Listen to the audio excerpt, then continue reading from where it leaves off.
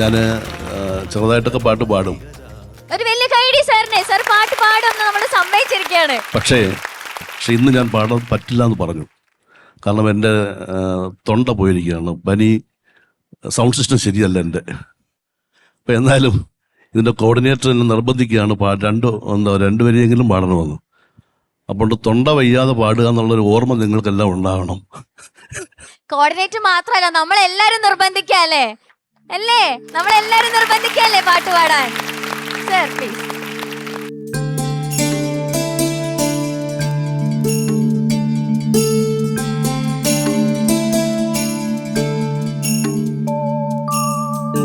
ചുവന്നതോ മാരൻ മുത്തിച്ചുവപ്പിച്ചതോ, മുറ്റത്തെ പൂവേ മുക്കുറ്റി പൂവേ മുത്തടി പൊന്മടി ചുണ്ട്, നിന്റെ മൂവന്തി ചോപ്പുള്ള ചുണ്ട്. മുറുക്കി ചുവന്നതോ മാരൻ മുത്തിച്ചുവപ്പിച്ചതോ, മുറ്റത്തെ പൂവേ മുക്കുറ്റി പൂവേ മുത്തടി പൊന്മടി ചുണ്ട്, നിന്റെ മൂവന്തി ചോപ്പുള്ള ചുണ്ട്. മുറുക്കി ചുവന്നതോ മാരൻ മുത്തിച്ചുവപ്പിച്ചതോ.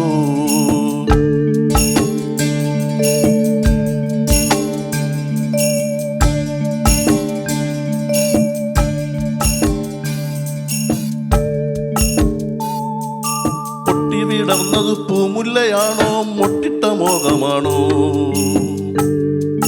പൊട്ടി വിടർന്നത് പൂമുല്ലയാണോ മൊട്ടിട്ട മോഹമാണോ?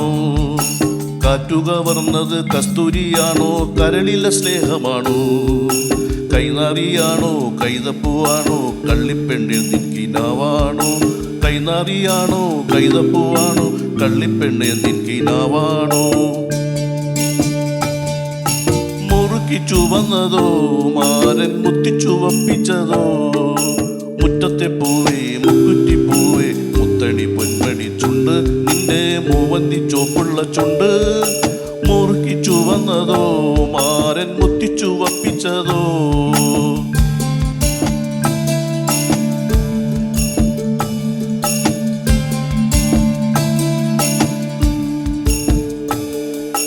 കെട്ടിപ്പിടിച്ചത് പൂങ്കൊമ്പിലാണോ പട്ടിളം വെയിലാണോ? കെട്ടിപ്പിടിച്ചത് പൂങ്കൊമ്പിലാണോ പട്ടിളം വെയിലാണോ?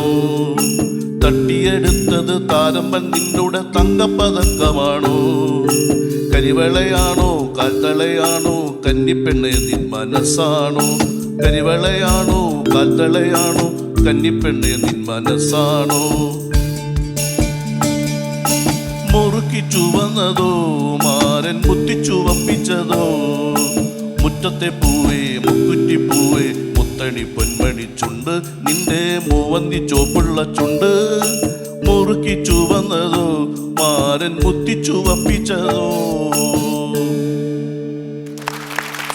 Super sir. അങ്ങനെ മൈക്ക് തരല്ലേ സാർ? ഞാൻ 2 ചോദ്യം ചോദിച്ചോട്ടെ സാർ? ഈ പാട്ടിനുള്ള ഇഷ്ടം എപ്പോഴാ സാർ തുടങ്ങിയത്? വളരെ കുട്ടിക്കാലത്തെ പാട്ടിനോട് ഇഷ്ടമുണ്ട്. കുട്ടിക്കാലത്തെ പാട്ട് പാടും, അഭിനയിക്കും, ചിത്രം വരയ്ക്കും, എല്ലാം ഉണ്ട്. ഒരു സകലകലാ വല്ലഭൻ അല്ലേ? പക്ഷേ ഇന്നത്തെ ഈ ദിവസം എനിക്ക് വളരെ വിഷമാണ്, തൊണ്ട വയ്യാത്തതുകൊണ്ട്.